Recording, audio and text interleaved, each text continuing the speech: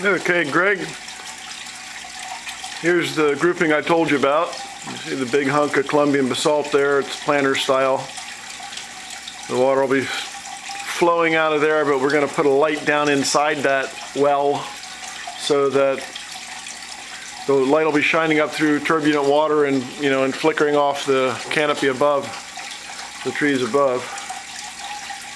I've got 3 pieces of Chinese basalt. You can see 2 of them are about the same height, so I'm going to pedestal one of those and make them stagger that elevation a little bit. The smallest one, this guy here, it's not polished on the top yet. He's going to actually be below the water level and maybe 2 inches or 1.5 inches below, so you can imagine what that'll do to the surface water. I think that'll look cool putting that below the water level. I've never done that with a column, but I think I'm going to do it in this case. I like the grouping. I like the way it looks with the staggered sizes. I think it gives it some interest and depth. I don't know if you'll agree, but you got the color variety because of the bright andesite pieces and the mass of the huge Columbian basalt. Of course, when this gets wet, it'll all look a lot darker. I'll walk around it here. And the blue, see there's 2 diameters of blue tape on the floor. The wider diameter shows the size of the first basin that we contemplated.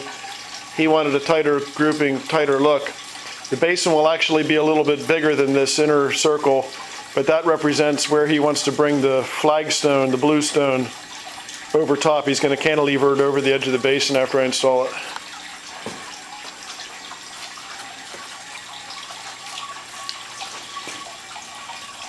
You can see how I polish these guys, just round them a little bit so the water flows everywhere. Of course, that's in contrast with the flat top on the Chinese piece and also on the quarry block andesite.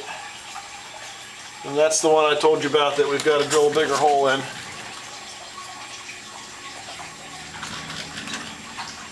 Here is the big dish rock I told you about,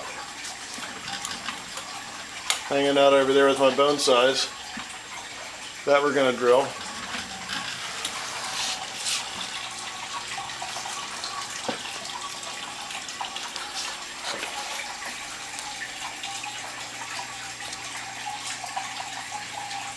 We'll be able to play with the spacing because each one of these things is going to be in its own, the smallest footings that we can create for each one, but each one will be plumbed individually with a ball valve to control the flow.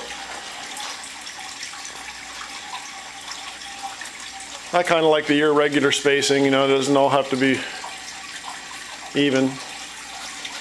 But that's that grouping, and I guess I'll just pan my showroom here and show you the showroom.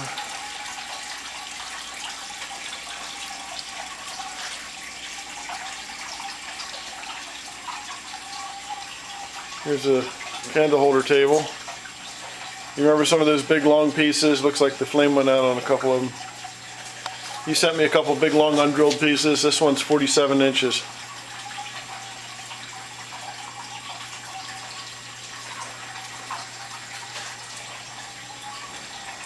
This is a coral bark maple I have it out by my pond at home.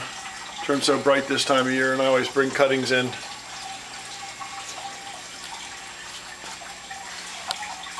Here's my little fig tree bonsai.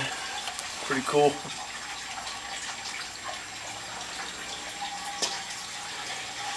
And my little nook where I work on the computer or yak on the phone to you or whatever, a little coffee maker. And of course we got the dartboard up there. I'm not sure if I ever showed you the workshop. It's a messy workshop, but it's got everything we need for what we do. That's the plumbing table. Got shelving, and of course my drill press like you have, same setup, except we keep water up there in the top, and I got the little swivel adapter, and then the excess pours down into that, and I just haven't needed to really plumb it up anything more sophisticated than that. Here's my workbench. It's all messed up right now. And outside here, We're in this little complex here. That building needs to be rented right now. I lost a tenant. This building's divided up into quite a few different tenants. Around the front here is a photography shop. My dad's office is in there, and there's an Asian-style threading salon. A lot of people from the Middle East come over here and get their makeup and stuff done. Hair threading.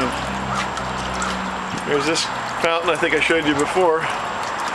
But anyway, there we are. That's the outside of Igneous Rock Gallery. Of course, in the summertime we get a lot of flowers and potted plants and so forth out here, but thought I'd give you the tour. All right, my friend. Thank you. Bye.